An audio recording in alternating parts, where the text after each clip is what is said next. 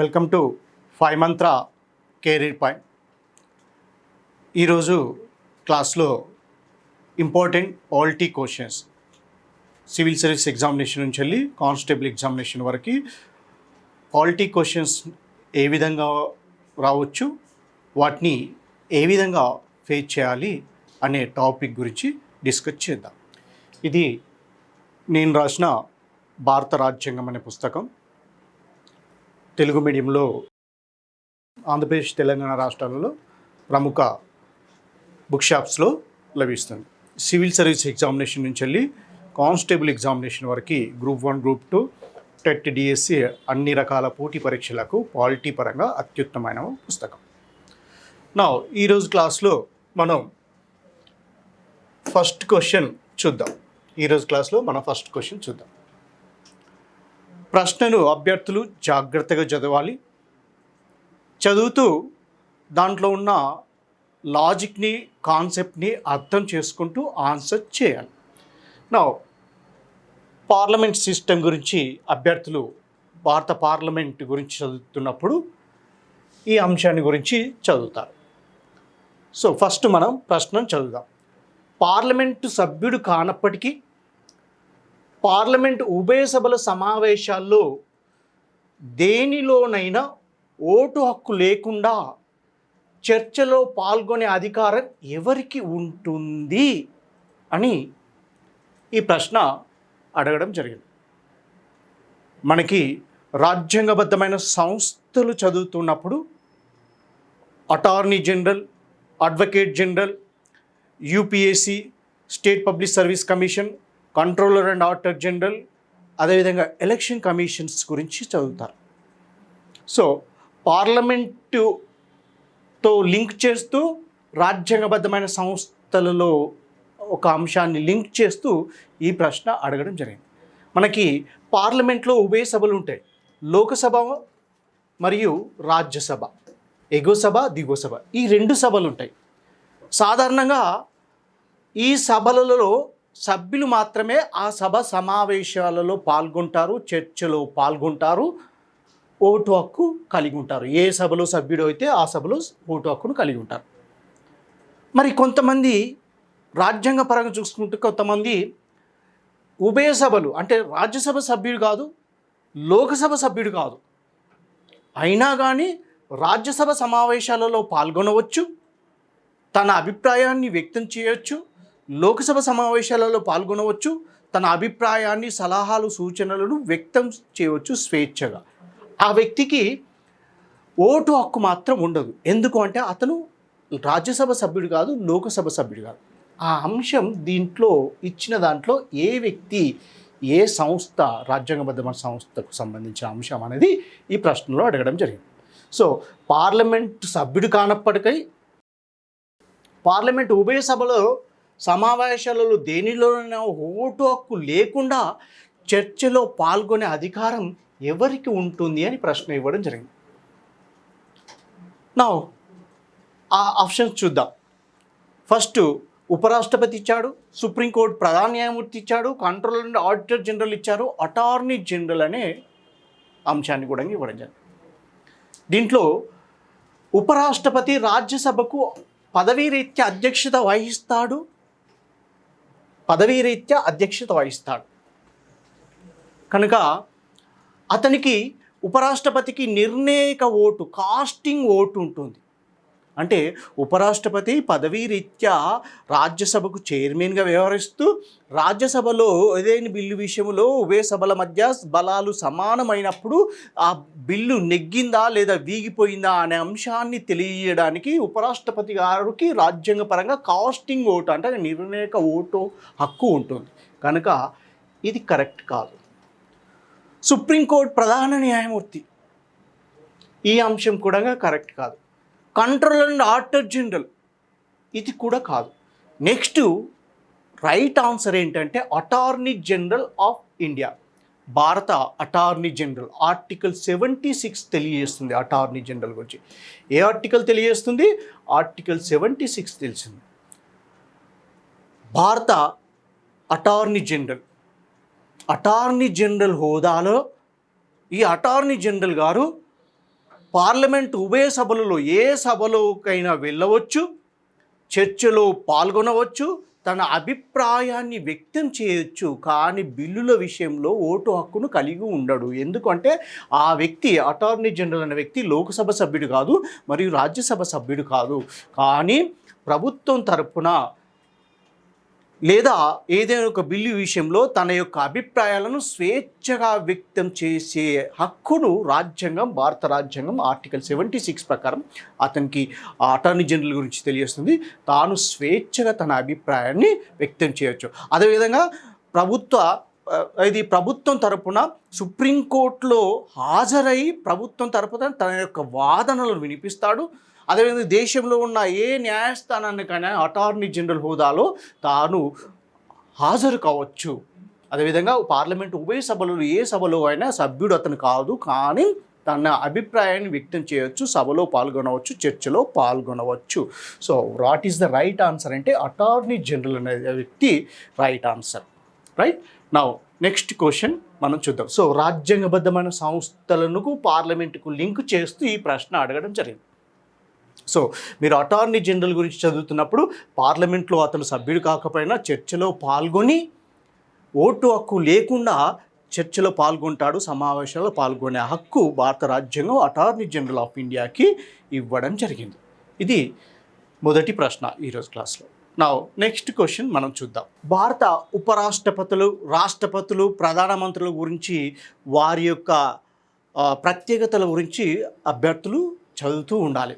వీటిపైన కూడా ప్రశ్నలు అడుగుతారు. అంటే వారి యొక్క ప్రత్యేకతలు ఏంటి అనే అంశాలపైన కూడా ప్రశ్నలు మనం తరచుగా అప్పుడప్పుడు చూస్తాం. సివిల్ సర్వీస్ ఎగ్జామినేషన్ నుంచి వెళ్ళి కానిస్టేబుల్ ఎగ్జామినేషన్ వరకు వివిధ పోటీ పరీక్షల్లో ఇలాంటి ప్రశ్నలు అడుగుతుంటారు. నా ఇప్పుడు ఈ ప్రశ్నను చూద్దాం. ఈ క్రింది ఉపరాష్ట్రపతులలో రెండు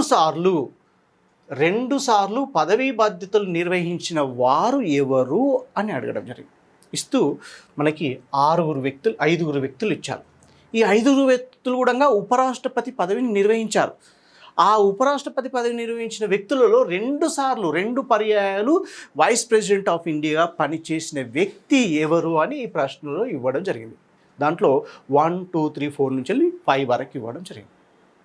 ఎంతమంది అంటే భారత ఉపరాష్ట్రపతులుగా పనిచేసిన వారు ఎవరు, భారత రాష్ట్రపతులుగా పనిచేసిన వారు ఎవరు, భారత ప్రధానమంత్రులుగా పనిచేసిన వారు ఎవరు, వారి యొక్క ప్రత్యేకతలు కూడా అభ్యర్థులు స్టడీ చేయాలి. ఇలాంటి ప్రశ్నలు అడిగినప్పుడు ఆన్సర్స్ చేయడం ఆ విధంగా స్టడీ చేస్తే ఆన్సర్స్ చేయడం సులభం అవుతుంది.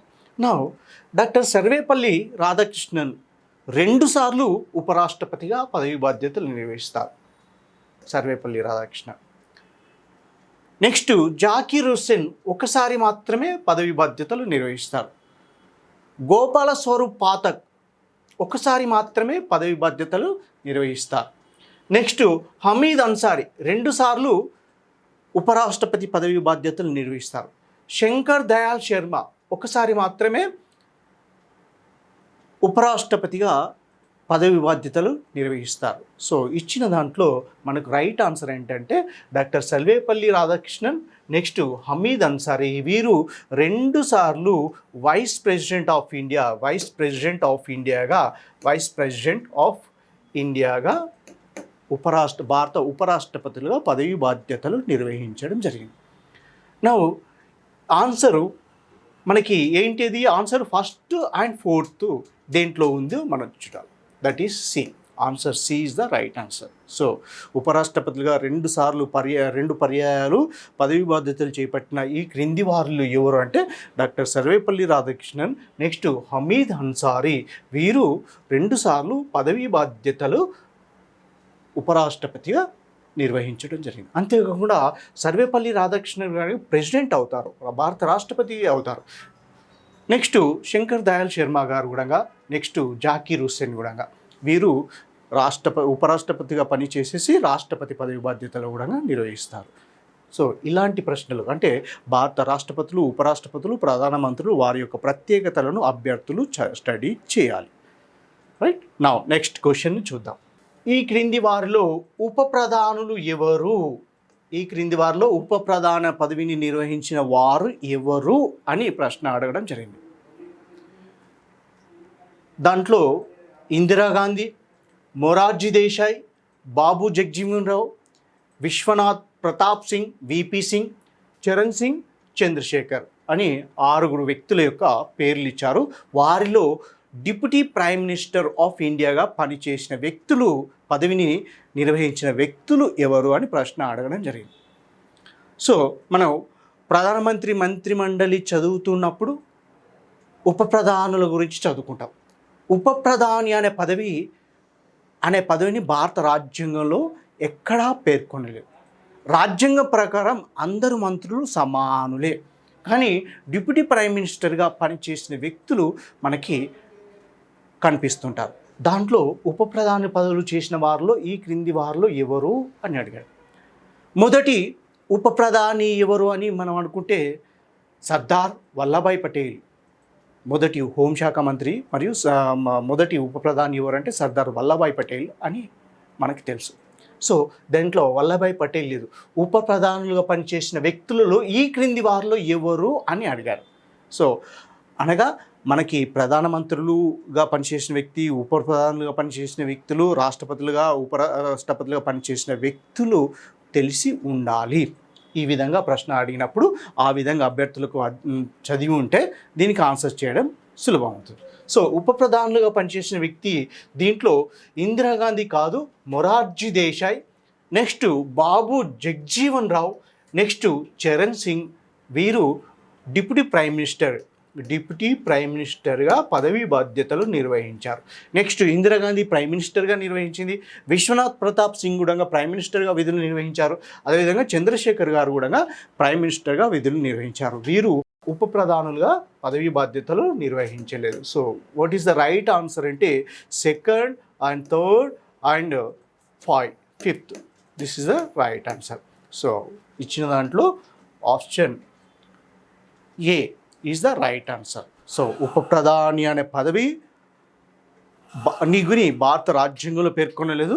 మొదటి ఉప ప్రధాని నుంచి వెళ్ళి ఇప్పటి వరకు చివరిగా ఉప ప్రధానిగా పదవి బాధ్యతలు నిర్వహించిన వ్యక్తి ఎవరు? 2 సార్లు ఉప ప్రధాని పదవిని చేపట్టిన వ్యక్తి ఎవరు? అదేవిధంగా ఒక ప్రధానమంత్రి తన మంత్రివర్గంలో 2 ఉప ప్రధాన పదవులను ఇచ్చారు. ఆ ఉప ప్రధానులు ఎవరు? ఆ టైంలో అప్పటి ప్రధానమంత్రి ఎవరు అనే అంశాలను కూడా అభ్యర్థులు స్టడీ చేయాలి. భవిష్యత్తులో అలాంటి ప్రశ్నలు అడిగినా కూడా ఆన్సర్స్ చేయడం సులభం అవుతుంది. నా నెక్స్ట్ క్వశ్చన్ చూద్దాం. Match the following. ఈ మ్యాచ్ ద ఫాలోయింగ్ క్వశ్చన్స్ యొక్క మరొక ఇంపార్టెన్స్ ఏంటంటే 4 క్వశ్చన్స్, ఒక ప్రశ్నలో 4 ప్రశ్నలను సంధించే అవకాశం భవిష్యత్తులో ఎగ్జామినేషన్లు ఉండే అవకాశం ఉంటుంది. సో ఒక ప్రశ్నను మనం సాల్వ్ చేస్తే 4 ప్రశ్నలకు సాల్వ్ చేసిన నాలెడ్జ్ అనేది దీంట్లో ఉంటుంది. Match the following. List A లేదా లిస్ట్ 1, ఇది లిస్ట్ 2. Match the following. జతపరచుము అని అడిగారు. దేని గురించి? కొంతమంది వ్యక్తులు ఇచ్చారు, అంశాలు ఇచ్చారు. ఎస్వి కృష్ణమూర్తిరావు, జీవి మౌలాంకర్, సర్వేపల్లి రాధాకృష్ణన్, అనంతశేనం అయ్యంగార్ అని లిస్ట్ 1లో ఇచ్చారు. నెక్స్ట్ లోక్సభ మొదటి స్పీకర్, లోక్సభ మొదటి డిప్యూటీ స్పీకర్, రాజ్యసభ మొదటి డిప్యూటీ చైర్మన్, రాజ్యసభ మొదటి చైర్మన్ అని అడిగారు. సో మ్యాచ్ ద ఫాలోయింగ్లో లాజిక్స్ ఉంటాయి. ఈ 4 వాటికి మీరు రైట్గా మ్యాచ్ చేయలేకపోతే మీకు ఏది రైట్ కాన్ఫిడెంట్గా తెలుస్తుందో ఫస్ట్ దాన్ని రైట్ ఆప్షన్ ఈ ABCDలో ఎక్కడ ఉందో చూడాలి. చూస్తూ లేని చోట్ల దాన్ని ఎలిమినేట్ చేసి ఉన్నదాన్ని మీరు పట్టుకొని లాజికల్గా ఆన్సర్స్కి వెళ్ళచ్చు. నా ఫస్ట్ మీకు లోక్సభ మొదటి స్పీకర్ ఎవరో అనేది మీకు 100% పర్ఫెక్ట్ తెలుసు అని అనుకుందాం. అందరికీ అభ్యర్థులకు తెలిసే అవకాశం ఉంటుంది. నెక్స్ట్ లోక్సభ లేదా రాజ్యసభ మొదటి చైర్మన్ ఎవరో మీకు అందరికీ తెలిసి ఉంటుంది. లోక్సభ మొదటి స్పీకర్, డిప్యూటీ స్పీకర్ కానీ, రాజ్యసభ మొదటి డిప్యూటీ చైర్మన్ అనే పేర్లలో కన్ఫ్యూజన్ ఉన్నా కూడా ఇలాంటి వాటిలో మీకు తెలిసిన అంశాన్ని ఎక్కడ మ్యాచ్ అయిందో దాన్ని బట్టి కూడా ఆన్సర్స్కి వెళ్ళొచ్చు. సో మనం చూద్దాం. లోక్సభ మొదటి స్పీకర్ అనేది మనకి లోక్సభ మొదటి స్పీకర్ అనే వ్యక్తి జీవి మౌలంకర్ అని మీకు 100% కాన్ఫిడెంట్గా తెలుసు అని అనుకుందాం. సో 2 అనేది మనకి ఆ అనే అంశంలో ఉంది. 2 అనేది ఆ అనే అంశంలో ఉంది. సో 2 అనేది ఆ అనే అంశంలో దీంట్లో లేదు, ఇక్కడ కేవలం ఈ రెండిట్లో ఉంది. 2A అనేది రెండిట్లో ఉంది. ఆప్షన్స్ బి, ఆప్షన్ డిలో ఉంది. మరి ఇలాంటి అప్పుడు ఒక్కొక్కసారి ఒక్క దాంట్లోనే మ్యాచ్ అవుతుంది. రెండిట్లో ఉన్నప్పుడు మళ్ళీ ఇంకొకటి మీ కాన్ఫిడెంట్గా 100% తెలిసిన అంశాన్ని మీరు మళ్ళీ లాజికల్గా ఆన్సర్ చేయడానికి ప్రయత్నించాలి.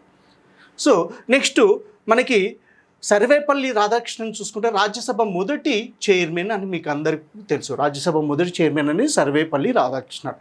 దాంట్లో 3 అనేది మనకి ఈగా ఆన్సర్ మీకు 100% తెలిసి ఉంటుంది.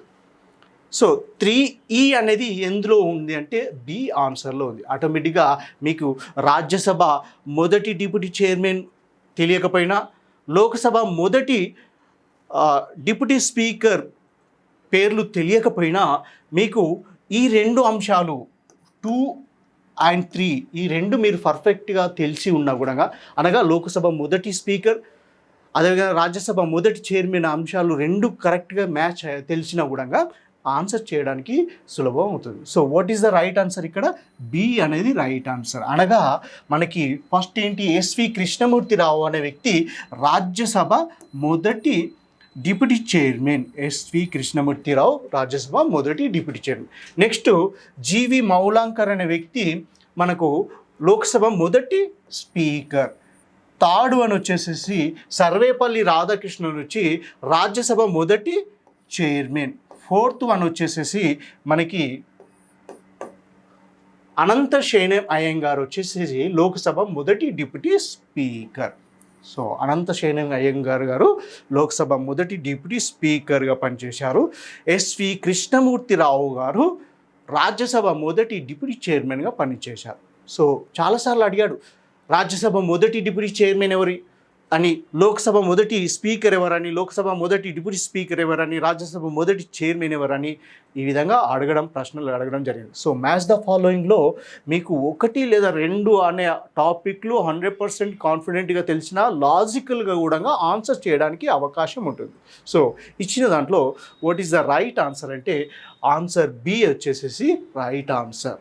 సో ఎస్వి కృష్ణమూర్తిరావు అనే వ్యక్తి మనకి రాజ్యసభ మొదటి deputy chairman. Next G V Mavalankar Lok Sabha మొదటి స్పీకర్. నెక్స్ట్ సర్వేపల్లి రాధాకృష్ణన్ రాజ్యసభ మొదటి చైర్మన్. అనంతశయనం అయ్యంగార్ వచ్చి మనకి లోక్సభ మొదటి deputy speaker is the right answer. Next క్వశ్చన్ని చూద్దాం. ఈ క్రింది వాక్యాలలో సరైనవి ఏవి అన్నాడు. అంటే ఆ వాక్యం చదవగానే, ఆ అంశాలను చదవగానే రైటా రాంగా అనేది అభ్యర్థులకు ఐడియా ఉండాలి.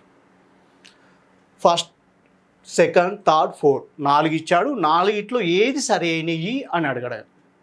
రిజర్వేషన్ వ్యవస్థ గురించి అడిగాడు, రిజర్వేషన్ సిస్టమ్ గురించి అడిగాడు. అది శాసన వ్యవస్థలో అంటే లోక్సభ రాజ్యసభ గురించి అడిగాడు. ఫస్ట్ వన్, రాజ్యసభ స్థానాలకు రిజర్వేషన్ వర్తిస్తుంది అన్నాడు. సెకండ్ వన్, లోకసభ స్థానాలకు రిజర్వేషన్ వర్తిస్తుంది అన్నాడు. థర్డ్ దాంట్లో రాజ్యసభ స్థానాలకు రిజర్వేషన్ వర్తించదు అన్నారు. ఫోర్త్ వన్లో లోకసభ స్థానాలకు రిజర్వేషన్ వర్తించదు అన్నాడు. సో ఇచ్చిన దాంట్లో ఎలిమినేట్ చేయాలి. రాజ్యసభకు రిజర్వేషన్స్ ఉంటాయా, లోక్సభకు రిజర్వేషన్స్ ఉంటాయా, మరి ఏ సభకు రిజర్వేషన్స్ ఉంటాయి, ఏ వర్గాల వారికి రిజర్వేషన్స్ ఉంటాయి, ఏ ఆర్టికల్లో భారత రాజ్యాంగంలో ఏ ఆర్టికల్లో రిజర్వేషన్స్ గురించి పేర్కొన్నారు, ఎన్ని సంవత్సరాల వరకు పేర్కొన్నారు, అదేవిధంగా ఆ రిజర్వేషన్లను ఏ రాజ్యాంగ సవరణ ద్వారా మరిన్ని సంవత్సరాలకు పొడిగించారు అనే అంశాలన్నింటినీ అభ్యర్థులు ఈ ప్రశ్నను చూస్తే భవిష్యత్తులో స్టడీ చేయాల్సిన అవసరం, బాధ్యత ఉంటుంది. తద్వారా ఇలాంటి ప్రశ్నలు కూడా అడగడానికి అవకాశం ఉంటుంది. ఒకవేళ అడిగినా కూడా ఆన్సర్ చేయడం సులభం అవుతుంది. నా రాజ్యసభ స్థానాలకు రిజర్వేషన్ వర్తిస్తుంది అన్నాడు. అసలు వర్తించదు. రాజ్యసభకు రిజర్వేషన్స్ అనేది ఉండదు, అది రాంగ్. లోకసభ స్థానాలకు రిజర్వేషన్ వర్తిస్తుంది. ఎస్సీలకు లోక్సభ రిజర్వేషన్స్ ఉన్నాయి, ఎస్టీలకు లోక్సభలో రిజర్వేషన్స్ ఉన్నాయి. మొన్నటి వరకు 104 రాజ్యాంగ సవరణ కన్నా ముందు ఆంగ్లో ఇండియన్స్కి కూడా మనకి లోక్సభలో రిజర్వేషన్స్ అంటే వారి యొక్క ప్రాతినిధ్యం లేకపోతే రాష్ట్రపతి గారు ప్రధానమంత్రి మంత్రిమండలి సలహా మేరకు లోక్సభకు 2 ఆంగ్లో ఇండియన్స్ నామినేట్ చేసేవారు. సో ప్రస్తుతం ఎస్సీలకు ఎస్టీలకు లోక్సభలో రిజర్వేషన్స్ అనేది ఉంది. ఇప్పుడు అభ్యర్థులు ఏం చేయాలి? లోక్సభలో ఎన్ని స్థానాలకు మొత్తం స్థానాల్లో ఎన్ని స్థానాలు ఎస్సీలకు రిజర్వేషన్ చేశారు, లోక్సభలో మొత్తం స్థానాలలో ఎన్ని స్థానాలు ఎస్టీలకు రిజర్వేషన్ చేశారు, ఆంధ్రప్రదేశ్ రాష్ట్రంలో లోక్సభ ఎస్సీ రిజర్వేషన్ స్థానాలు ఎన్ని, లోక్సభ ఎస్టీ రిజర్వేషన్ స్థానాలు ఎన్ని, తెలంగాణలో లోక్సభ ఎస్సీ రిజర్వేషన్ స్థానాలు ఎన్ని, తెలంగాణలో లోక్సభ ఎస్టీ రిజర్వేషన్ స్థానాలు ఎన్ని, మొత్తం స్థానాలు ఎన్ని అనే అంశాలను, అదేవిధంగా ఏ రాజ్యాంగ సవరణ ద్వారా ఎస్సీ ఎస్టీ రిజర్వేషన్లు పొడిగించారు, రాజ్యాంగం ప్రారంభంలో ఎన్ని సంవత్సరాలు ఉండే అనే అంశాలన్నింటినీ అభ్యర్థులు ఈ ప్రశ్నను చదవడం ద్వారా ఆన్సర్ని సబ్జెక్ట్ని చదవాల్సిన బాధ్యత ఉంటుంది. సో రాజ్యసభ స్థానాలకు రిజర్వేషన్ వర్తించదు, లోకసభ స్థానాలకు రిజర్వేషన్ వర్తిస్తుంది. రాజ్యసభ స్థానాలకు రిజర్వేషన్ వర్తించదు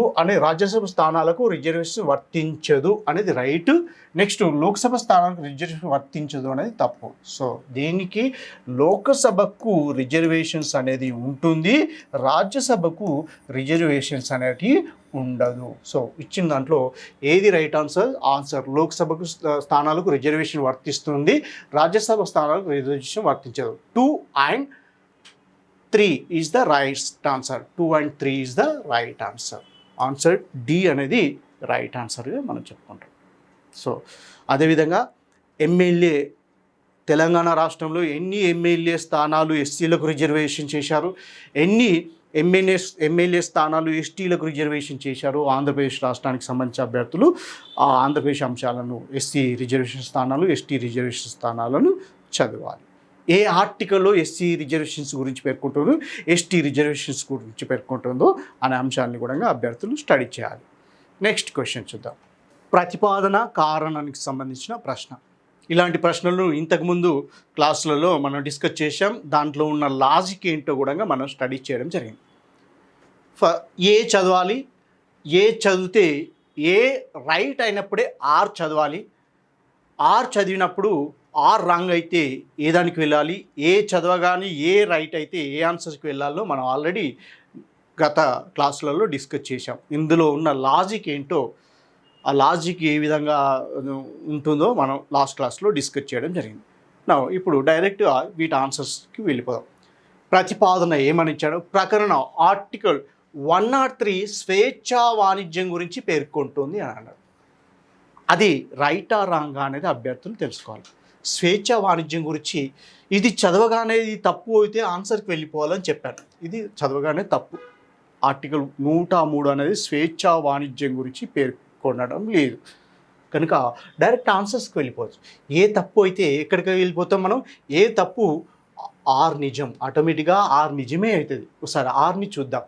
ఆర్ ఏమని చెప్పింది? రీజన్, కారణం ఏమని చెప్పిందంటే దేశంలో వాణిజ్యంపై పన్నులు విధించవచ్చు. ఎస్, భారత రాజ్యాంగం ప్రకారం మనం చట్ట ప్రకారం పన్నులను విధించవచ్చు దేశంలో. సో వాణిజ్యం పైన పన్నులను విధించవచ్చు. ఆర్ అనేది రైటు, ఇక్కడ ఏ అనేది తప్పు. సో ఇచ్చిన దాంట్లో ఏ తప్పు, ఆర్ నిజం. 103 అనేది స్వేచ్ఛా వాణిజ్యం గురించి పేర్కొనటం లేదు. పార్లమెంట్ సభ్యుల అనర్హతల గురించి 103 అనే ఆర్టికల్ పేర్కొంటుంది. Right. Now what is the right answer? D is the right answer. A చదవగానే ఎప్పుడైనా ఏ చదవగానే ఏ రాంగ్ అని అంటే ఆటోమేటిక్గా డీకి ఆన్సర్ వెళ్ళిపోవాలి. సో ఇలాంటి క్వశ్చన్స్ సాధారణంగా ఈ విధంగానే ఫ్రేమ్ చేస్తారు. నెక్స్ట్ క్వశ్చన్ని చూద్దాం. నౌ నెక్స్ట్ క్వశ్చన్, యూపీఎస్సి రాజ్యాంగబద్ధమైన సంస్థ అని అన్నాడు. మనకి రాజ్యాంగబద్ధమైన సంస్థలపైన అభ్యర్థులకు అవగాహన ఉంటే ఇది చేయొచ్చు. ఇది రాజ్యాంగబద్ధమైన సంస్థ. Yes, union public service commission అనేది రాజ్యాంగబద్ధమైన సంస్థ. నా రీజన్కి వెళ్ళిపోదాం. రీజన్లో ఏం పేర్కొందో చూద్దాం. భారత రాజ్యాంగంలో 15వ భాగంలో దీని గురించి పేర్కొన్నారు అని అన్నారు. భారత రాజ్యాంగంలో ఎన్ని భాగాలు ఉన్నాయి, రాజ్యాంగం ప్రారంభంలో ఎన్ని భాగాలు ఉన్నాయి, ప్రస్తుతం రాజ్యాంగంలో ఎన్ని భాగాలు ఉన్నాయి, ఏ రాజ్యాంగ సవరణ ద్వారా ఏ భాగాన్ని తొలగించారు, ఏ రాజ్యాంగ సవరణ ద్వారా ఏ నూతన భాగాలను ప్రవేశపెట్టారు అనే అంశాలన్నింటినీ అభ్యర్థులు అధ్యయనం చేసినప్పుడు ఈ క్వశ్చన్కి ఆన్సర్ చేయడం సులభమవుతుంది. సో భారత రాజ్యాంగంలో 15వ భాగంలో యూపీఎస్సీ గురించి పేర్కొనడం లేదు. సో ఇది తప్పు. ఆటోమేటిక్గా ఆర్ తప్పు అయితే మనం ఎక్కడికి ఆన్సర్కి వెళ్ళిపోవాలి, C is the right answer. ఎందుకంటే ఏ అనేది నిజం కనుక true and R is the false. So రాజ్యాంగం 15వ భాగంలో ఇది యూనియన్ పబ్లిక్ సర్వీస్ కమిషన్ గురించి పేర్కొనడం లేదు. సో నెక్స్ట్ క్వశ్చన్ చూద్దాం. ఈ క్రింది వారిలో ఎవరికి ఉపరాష్ట్రపతి ఎన్నికల్లో ఓటు చేసే హక్కు ఉంటుంది కానీ రాష్ట్రపతి ఎన్నికల్లో లేదు అని పేర్కొన్నారు. సో ఈ ప్రశ్నను చూడగానే ఎన్నికల సిస్టమ్ గురించి, రాష్ట్రపతి ఎన్నిక విధానం, ఉపరాష్ట్రపతి ఎన్నిక విధానం గురించి అభ్యర్థులకు అవగాహన ఉండాలి. పూర్తి అవగాహన ఉన్నప్పుడే ఈ ప్రశ్నకు ఆన్సర్ చేయొచ్చు. అంటే రాష్ట్రపతి, ప్రెసిడెంట్ గురించి, వైస్ ప్రెసిడెంట్ గురించి, ఆ ఎన్నికల విధానం గురించి అభ్యర్థులకు పూర్తిగా సమగ్రంగా అవగాహన ఉన్నప్పుడే ఈ ప్రశ్నకు ఆన్సర్ చేయొచ్చు. ఏమని ABCD ఇచ్చారు, దాన్ని బట్టి అంటే ఈ సిస్టమ్ గురించి అవగాహన ఉన్నప్పుడు చేయొచ్చు. వైస్ ప్రెసిడెంట్ ఎలక్షన్స్కి సంబంధించి పార్లమెంట్లోని ఉభయ సభల సభ్యులు ఎన్నుకుంటారు. ఎవరు ఎన్నుకుంటారు? రాజ్యసభ సభ్యులు మరియు లోకసభ సభ్యులు ఎన్నుకుంటారు. నెక్స్ట్ ప్రెసిడెంట్కి వచ్చేసేసి రాజ్యసభ, లోకసభకు ఎన్నికైన సభ్యులు రాష్ట్రపతి ఎన్నికలలో ఓటు హక్కు. ఎలక్టెడ్ మెంబర్స్, నామినేటెడ్ మెంబర్స్ కాదు. రాజ్యసభకు నామినేటెడ్ ఉంటారు, లోక్సభకు నామినేటెడ్ ఉంటారు, వారు కాదు. నెక్స్ట్ రాష్ట్రాలలో ఉన్న శాసనసభలలో ఎలక్టెడ్ మెంబర్స్, వీరికి ఓటు హక్కు ఉంటుంది. మరి ఎవరికి ఉండదు? ఎమ్మెల్సీస్కి ఉండదు. నెక్స్ట్ ప్రెసిడెన్షియల్ ఎలక్షన్స్లో నామినేటెడ్ మెంబర్స్ లోక్సభకు కానీ రాజ్యసభకు కానీ లేదా శాసనసభకు కానీ గవర్నర్ నామినేట్ అయిన వాళ్ళకి ఓటు హక్కు అనేది ఉండదు. సో వీరు రాష్ట్రపతిని ఎన్నుకుంటారు, వీరు ఉపరాష్ట్రపతిని ఎన్నుకుంటారు. సో ఇచ్చిన దాంట్లో మన ఆన్సర్స్ ఏంటో చూద్దాం. ఈ క్రింది వారిలో ఎవరికి ఉపరాష్ట్రపతి ఎన్నికలలో ఓటు చేసే హక్కు ఉంటుంది కానీ రాష్ట్రపతి ఎన్నికల్లో ఉండదు, రాష్ట్రపతి ఎన్నికల్లో లేదు అన్నాడు. ABCD ఇచ్చాడు. ఉభయ సభల్లో దేనిలోని సభ్యులు కాని మంత్రులు, ఒక వ్యక్తి రాజ్యసభ సభ్యుడు కాకుండా, లోకసభ సభ్యుడు కాకుండా కేంద్రంలో మంత్రి పదవిని బాధ్యతను చేపట్టవచ్చు. కానీ చేపట్టిన తేదీ నుంచి, పదవి బాధ్యతలు చేపట్టిన తేదీ నుంచి వెళ్ళి 6 నెలలలోగా లోకసభకు కానీ లేదా రాజ్యసభకు కానీ ప్రాతినిధ్యం వహించాలి. అనగా ఎన్నిక కావాలి లేదా రాజ్యసభకు నామినేట్ అయినా కావాలి. అప్పుడే అతను పదవి బాధ్యతలు నిర్వహిస్తాడు. కానీ మంత్రి పదవి చేపట్టినా కూడా అతను ఉభయ సభలో దేనిలో సభ్యులు కానీ మంత్రులు కూడా ఉంటారు. కానీ వారు ఏ సభ సభ్యత్వం లేనప్పటికీ మంత్రులు కావచ్చు, రాజ్యసభలో కానీ లోక్సభలో సభ్యత్వం లేకుండా మంత్రులు కావచ్చు. కానీ మంత్రి అయినంత మాత్రాన అతను సభ్యుడు కాకపోతే అతనికి ఓటు హక్కు అనేది ఉండదు. ఉపరాష్ట్రపతి ఎన్నికలలో ఉండదు, రాష్ట్రపతి ఎన్నికలలో కూడా ఉండదు. సో ఉభయ సభలు దేనిలోని సభ్యులు కానీ మంత్రులు. ఈ క్రింది వారిలో ఎవరికి ఉపరాష్ట్రపతి ఎన్నికల్లో ఓటు చేసే హక్కు ఉంటుంది అన్నాడు. వీరికి అసలు ఉండదు. ఉభయ సభలలో దేనిలోని సభ్యులు కానీ మంత్రులకు ఓటు హక్కు ఉండదు. రాష్ట్రపతి ఎన్నికలలో ఉండదు, ఉపరాష్ట్రపతి ఎన్నికలలో కూడా ఉండదు. నెక్స్ట్ సెకండ్ వన్, రాష్ట్ర ఎగువ సభలకు ఎన్నికైన సభ్యులు అంటే ఎమ్మెల్సీ అనే వ్యక్తులు రాష్ట్రపతి ఎన్నికలలో పాల్గొనరు, అదేవిధంగా ఉపరాష్ట్రపతి ఎన్నికలలో కూడా పాల్గొనరు. బి ఈజ్ ద రాంగ్ ఆన్సర్. పార్లమెంట్లోని నామినేటెడ్ సభ్యులు పార్లమెంట్కి మనకి రాష్ట్రపతి రాజ్యసభకి ఎంతమంది నామినేట్ చేస్తాడు? 12 మంది సభ్యులను నామినేట్ చేస్తారు. లోకసభకి మొన్నటి వరకు అంటే 104 రాజ్యాంగ సవరణ చేసేయడానికన్నా ముందు 2 ఆంగ్లో ఇండియన్స్ని రాష్ట్రపతి నామినేట్ చేసేవారు. ఇప్పుడు తొలగించారు 104 రాజ్యాంగ సవరణ ద్వారా. సో అంటే ఈ వీరికి రాజ్యసభ ఇది పార్లమెంట్లో నామినేట్ సభ్యులు. వీరికి పార్లమెంట్లో నామినేటెడ్ ఎవరి చేత నామినేట్ అవుతున్నారు? రాష్ట్రపతి చే నామినేట్ అవుతుంది. కనుక రాష్ట్రపతి ఎన్నికలలో ఓటు హక్కు ఉండదు. కానీ ఉపరాష్ట్రపతి ఎన్నికలలో వీరికి పార్లమెంట్లోని నామినేటెడ్ సభ్యులకు ఉపరాష్ట్రపతి ఎన్నికలలో ఓటు హక్కు ఉంటుంది. నెక్స్ట్ రాజ్యసభ సభ్యులు అని ఇవ్వడం జరిగింది. సో ఈ క్రింది వారిలో ఎవరికి ఉపరాష్ట్రపతి ఎన్నికల్లో ఓటు చేసే హక్కు ఉంది కానీ రాష్ట్రపతి ఎన్నికలలో లేదు అంటే పార్లమెంట్లోని నామినేటెడ్ సభ్యులకు ఉపరాష్ట్రపతి ఎన్నికలలో ఓటు హక్కు ఉంటుంది కానీ రాష్ట్రపతి ఎన్నికలలో ఓటు హక్కు ఉండదు. This is the right answer. C is the right answer. పార్లమెంటుకు రాష్ట్రపతి చే నామినేట్ అయిన 14 మంది, ఆ రాజ్యసభకు వచ్చి 12, లోక్సభకు వచ్చి 2, టోటల్ 14 మందికి రాష్ట్రపతి ఎన్నికలలో ఓటు హక్కు ఉండదు కానీ ఉపరాష్ట్రపతి ఎన్నికలలో వారికి ఓటు హక్కు అనేది ఉంటుంది. So what is the right answer? ఈ క్రింది వారిలో ఎవరికి ఉపరాష్ట్రపతి ఎన్నికలకు ఓటు చేసే హక్కు ఉంది కానీ రాష్ట్రపతి ఎన్నికలు లేదంటే పార్లమెంట్లోని నామినేటెడ్ సభ్యులు.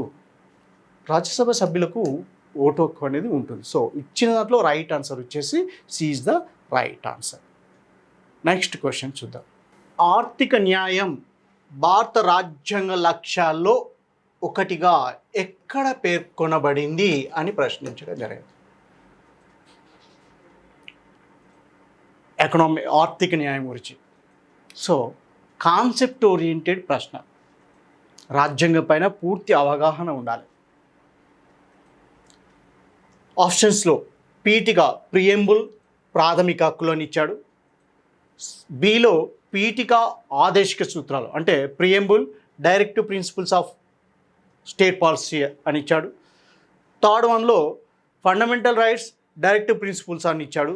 డిలో preamble fundamental right and directive principles of state policy. ఈ మూడిట్లో ఆర్థిక న్యాయం ఎక్కడ ఉందో అభ్యర్థులకు అవగాహన ఉన్నప్పుడు ఆన్సర్ చేస్తారు. సో తెలిసినట్టే ఉంటుంది ఆ కాన్సెప్ట్. ఈ ఆర్థిక న్యాయం అనే ఈ కాన్సెప్ట్ని భారత రాజ్యాంగంలో ఇండియన్ కాన్స్టిట్యూషన్ ఆఫ్ ఇండియాలో ఎక్కడ మెన్షన్ చేశారో అభ్యర్థులకు పూర్తిగా అవగాహన ఉన్నప్పుడే ఈ ప్రశ్నకు సరైన జవాబు చేయవచ్చు. మనకి ప్రియంబుల్ చూస్తే భారత రాజ్యాంగ ప్రవేశికను మనం పరిశీలిస్తే సాంఘిక ఆర్థిక రాజకీయ న్యాయాన్ని ప్రజలందరికీ కల్పించాలి అనే కాన్సెప్ట్ పేర్కొంటుంది. 3 న్యాయాలను పేర్కొంటుంది. సాంఘిక ఆర్థిక రాజకీయ న్యాయం. సో ప్రియంబుల్లో పీఠికలో ఆర్థిక న్యాయం అనేది మనకి స్పష్టంగా పేర్కొనడం జరిగింది. భారత రాజ్యాంగం ఆదేశిక సూత్రాలలో కూడా సాంఘిక ఆర్థిక రాజకీయ న్యాయాన్ని అందించే వ్యవస్థ కోసం కృషి చేయమని directive principles of state policy రూపంలో కేంద్ర రాష్ట్ర ప్రభుత్వాలను భారత రాజ్యాంగం ఆదేశిస్తుంది. అనగా మనకు directive principles of state policy ఆదేశిక సూత్రాలు లేదా నిర్దేశక నియమాలలో కూడా ఆర్థిక న్యాయం అనే కాన్సెప్ట్ కనిపిస్తుంది. ఫండమెంటల్ రైట్స్లో ఆర్థిక న్యాయం అనే కాన్సెప్ట్ లేదు. ప్రాథమిక హక్కులలో ఆర్థిక న్యాయం లేదు. ఆస్తి హక్కు భారత రాజ్యాంగం ప్రారంభంలో ఆస్తి హక్కు అనేది ప్రాథమిక హక్కుగా ఉండేది. జనతా ప్రభుత్వ కాలంలో 44వ రాజ్యాంగ సవరణ ద్వారా 1978లో అది ఆస్తి హక్కును తొలగించి చట్టబద్ధమైన న్యాయబద్ధమైన హక్కుగా 300A ఆర్టికల్లో ప్రవేశపెట్టారు. సో ఆర్థిక న్యాయం అనే కాన్సెప్టు ఫండమెంటల్ రైట్స్లో ప్రాథమిక హక్కులలో లేదు. కనుక రైట్ ఆన్సర్ ఏంటంటే ఆర్థిక న్యాయం అనే ఈ కాన్సెప్టు భారత రాజ్యాంగ పీఠికలో పేర్కొన్నారు. అదేవిధంగా ఆదేశిక సూత్రాలలో కూడా పేర్కొనడం జరిగింది. ఆదేశిక సూత్రాలలో ఏమని పేర్కొన్నారు? ఆర్థిక భారత పౌరులందరికీ సాంఘిక ఆర్థిక రాజకీయ న్యాయాన్ని అందించే వ్యవస్థ కోసం కృషి చేయమని రాజ్యాంగం ఆదేశిక సూత్రాల రూపంలో ఆదేశిస్తుంది. కనుక రాజ్యాంగ పీఠికలో ప్రియంబుల్లో పేర్కొన్నారు, అదేవిధంగా ఆదేశిక సూత్రాల్లో పేర్కొన్నారు. ఇచ్చిన దాంట్లో ఇది రైట్ ఆన్సర్ కాదు, ఇది కాదు, ఇది కాదు. సో పీఠిక మరియు ఆదేశిక సూత్రాలు, this B is the right answer. B is the right answer. So concept oriented ప్రశ్నలు ఇవి. ఆదేశిక సూత్రాలు అంటే ఆర్థిక న్యాయం ఇలాంటి ప్రశ్నల పైన పూర్తి సబ్జెక్టు పైన పూర్తి అవగాహన ఉన్నప్పుడు వీటికి ఆన్సర్ చేయడం సులభం అవుతుంది. నెక్స్ట్ క్వశ్చన్ చూద్దాం. సింపుల్ క్వశ్చన్గా కనిపిస్తుంది, కాన్సెప్ట్ ఓరియంటెడ్ ప్రశ్న. లోకసభను ఎవరు రద్దు చేస్తారు అని ప్రశ్న ఇవ్వడం జరిగింది. సో లోక్సభను ఎవరు చేస్తారు? పార్లమెంటరీ సిస్టమ్ గురించి చదువుకున్నప్పుడు, లోక్సభ గురించి చదువుకున్నప్పుడు ఇది అశాశ్వత సభ. సాధారణంగా 5 సంవత్సరాల పదవీ కాలానికి సభ్యులు ఎంపీగా ఎన్నుకోబడతారు. కానీ తమ పదవి కన్నా ముందుగా లోక్సభ రద్దు అవుతుంది, రద్దు అయ్యే అవకాశం ఉంది.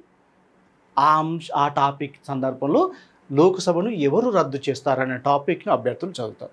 రాజ్యసభ అనేది శాశ్వత సభ, రాజ్యసభ అనేది రద్దు కాదు, కానీ సభ్యులు 6 సంవత్సరాల పదవీ కాలానికి ఎన్నికవుతారని చదువుకుంటారు. సో లోక్సభను ఎవరు రద్దు చేస్తారు రాజ్యాంగం ప్రకారం అనే అంశం పైన అభ్యర్థులకు అవగాహన ఉన్నప్పుడు ఈ ప్రశ్నను చేయొచ్చు.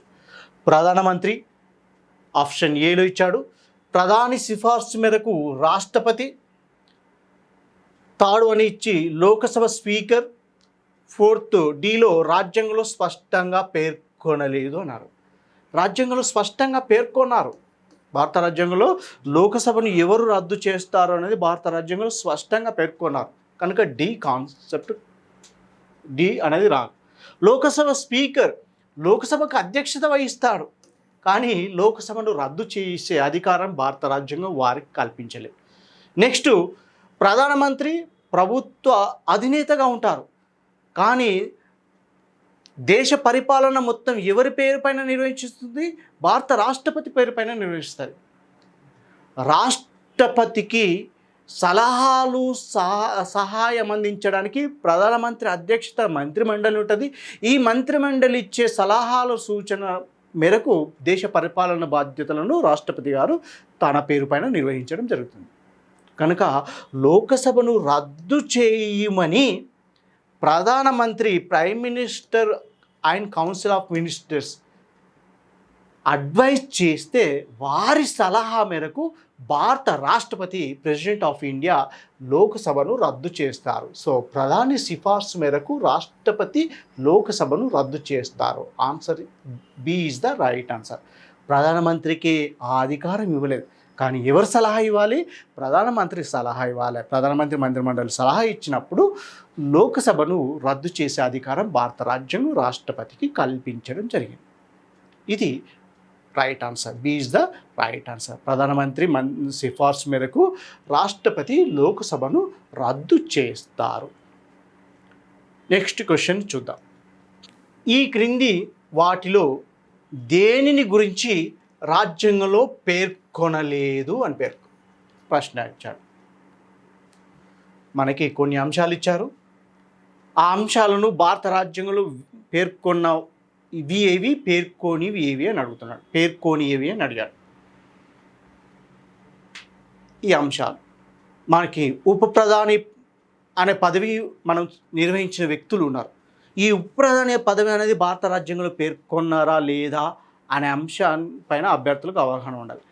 మొదటి ఉప ప్రధాని పదవి చేపట్టిన వ్యక్తి ఎవరు? ఇప్పటివరకు ఎంతమంది వ్యక్తులు ఉప ప్రధాని పదవిని చేపట్టారు? అదేవిధంగా 2 సార్లు ప్రధాని పదవిని చేపట్టిన వ్యక్తి ఎవరు? ఒక ప్రధానమంత్రి 2 ఉప ప్రధాని పదవులు సృష్టించిన వారు ఎవరు అనే అంశాలని చదువుకోవాలి. నెక్స్ట్, ఉప ముఖ్యమంత్రి. మనకి ఈ పదవులు కనిపిస్తున్నాయి. ఆంధ్రప్రదేశ్ రాష్ట్రంలో, తెలంగాణ రాష్ట్రంలో, తెలంగాణ ప్రభుత్వంలో, ఆంధ్రప్రదేశ్ ప్రభుత్వంలో కూడా ఉప ముఖ్యమంత్రులు, డిప్యూటీ సీఎం పదవులు కనబడుతున్నాయి. ఉప ముఖ్యమంత్రులు ఉన్నారు. తెలంగాణలో ఇప్పుడు ఉన్నారు, ఆంధ్రప్రదేశ్లో కూడా ఇప్పుడు ఉప ముఖ్యమంత్రిగా పదవి బాధ్యతలు నిర్వహిస్తున్న వారు ఉన్నారు. మరి ఉప ముఖ్యమంత్రి అనే పదవిని భారత రాజ్యాంగంలో పేర్కొన్నారా? ఉప ప్రధానమంత్రి పదవి అనేది భారత రాజ్యాంగంలో పేర్కొన్నారా? నీతి ఆయోగ్ ఉపాధ్యక్షుడు అని పేర్కొన్నారు. నీతి ఆయోగ్ గురించి భారత రాజ్యాంగంలో పేర్కొన్నారా? ఇది రాజ్యాంగేతర సంస్థ, దీని గురించి పేర్కొనలేదు. ఉప ముఖ్యమంత్రి, ఉప ప్రధాని అనే పదవులు కూడా భారత రాజ్యాంగంలో ఎక్కడా పేర్కొనలేరు. So what is the right answer? పై అన్ని.